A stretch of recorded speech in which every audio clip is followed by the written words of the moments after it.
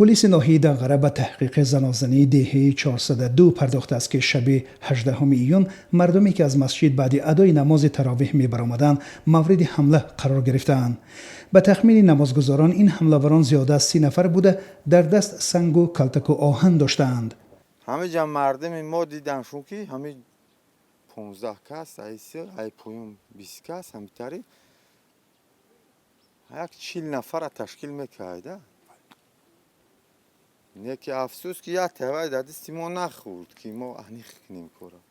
در این زد و خورد شبانه یک نفر از ساکنان 402 با لطخوری مغزی سر در بیمارستان و چند تن دیگر با زخم‌های نسبتاً سبک در خانه‌هایشان تبابت می‌گیرند.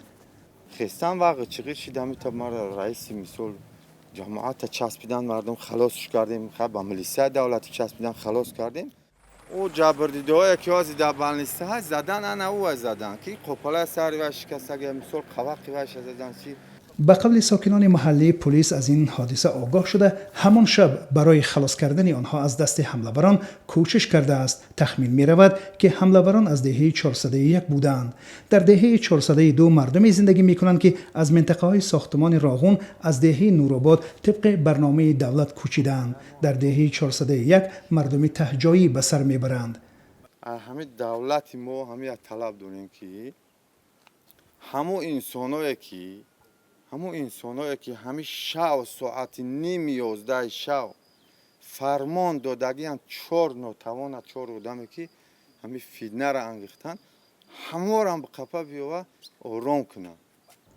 مقامات دهه 401 ناحیه دنقره نیز زنازنی شب 18 به 19 ایون را تصحیح کرده گفتند که به احتمال زیاد این یک عمل اوباشی است نه از روی خصومت یکدیگر بدبینی. حالا تمام قضیه را از سر تا پیاز به ماموران پلیس گفتند و در جریان تفتیشات موی از خمیر جدا خواهد شد.